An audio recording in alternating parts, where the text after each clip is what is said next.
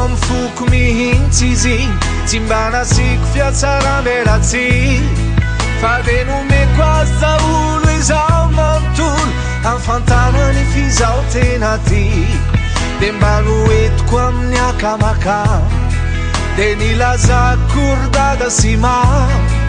izy no tiako fa niloza zareo zava-doza na fitsony avy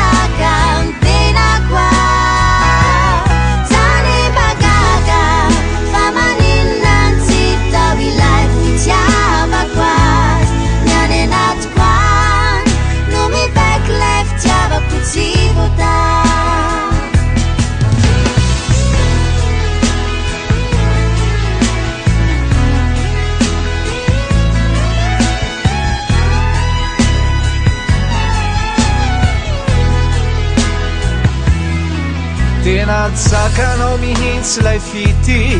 tena nasehon'olo kafa mihitsy ilay fihetsika to manolosoray ilay fijerinao to mapteagonay efa nasehoko ny fianakavy itantarako izay faniri